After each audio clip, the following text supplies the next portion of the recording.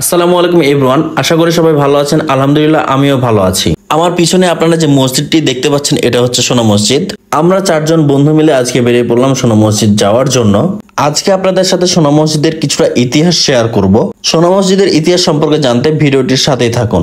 আমরা চারজন বন্ধু দুইটা বাইক নিয়ে বের হয়েছি সোনা মসজিদ যাওয়ার উদ্দেশ্যে।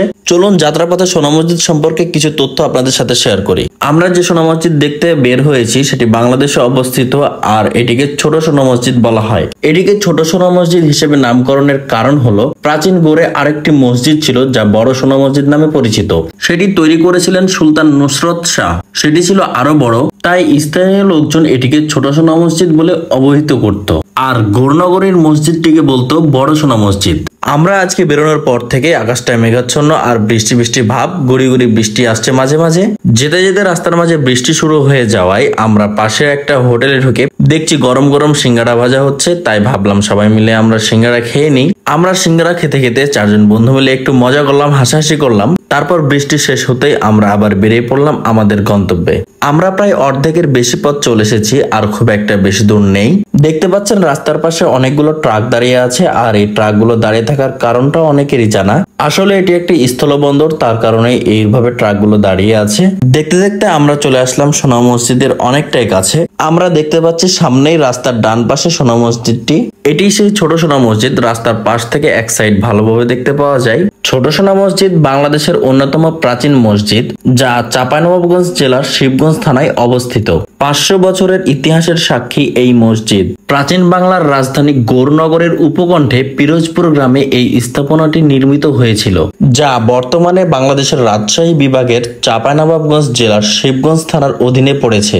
মধ্যযুগের সুলতানি আমলের গৌরনগরের এক ঐতিহাসিক স্থাপনা এই ছোট সোনা মসজিদ। মসজিদটিকে বলা হতো গৌড়ের রত্ন। মসজিদের বাইরের দিকে সোনালী রঙের আস্তরণ ছিল।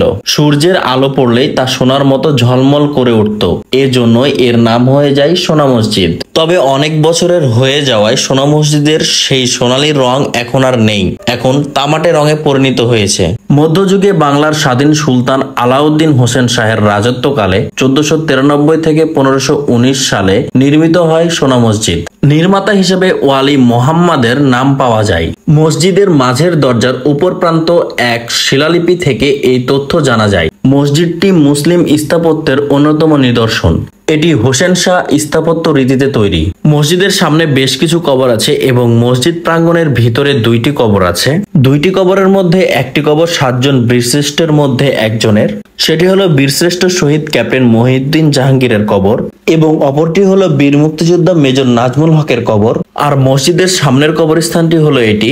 এখানে বেশ কিছু কবর আছে, আর এই কবরগুলো সেই মধ্যযুগের হওয়ার কারণে নির্দিষ্টভাবে কোনো নাম জানা নেই। মসজিদের রাস্তার পাশে কিছু দোকান আছে যেখানে বাচ্চাদের খেলনা এবং মসজিদের বাধাই করা ছবি পাওয়া যায়। এমনকি চাঁপাইনবাবগঞ্জে আরো কিছু মসজিদ অবস্থিত, এমনকি সেগুলো সোনা মসজিদের আশেপাশে আছে। তার মধ্যে একটি হলো তহাখানা মসজিদ এবং অপরটি চামচিকা মসজিদ। ইনশাআল্লাহ খুব শীঘ্রই এই 2টি মসজিদের ভিডিও নিয়ে আপনাদের সামনে আসব। মসজিদের রাস্তা দিয়ে একটু সামনে এগোলেই দেখতে পাবেন বীরশ্রেষ্ঠ captain Mohiuddin Jahangir degree college, এবং তার পাশেই তৈরি করা হয়েছে সোনা মসজিদ গৌড় শিশু পার্ক এবং পিকনিক কর্নার। বাংলাদেশের বিভিন্ন জায়গা থেকে অনেক লোকজন আসার কারণে এইখানে শিশু পার্ক এবং পিকনিক কর্নার বানানো হয়েছে। এখন বর্ষার সিজন, তাই লোকজন ছিল না, সেজন্য আমরা ভিতরে আর ঢুকি নাই। ওকে ভিউয়ার্স, আজকে এই পর্যন্তই, আর পরবর্তীতে আরো 2টি মসজিদের ভিডিও নিয়ে আপনাদের সামনে হাজির হব। সবাই ভালো থাকবেন, সুস্থ থাকবেন। আসসালামু আলাইকুম।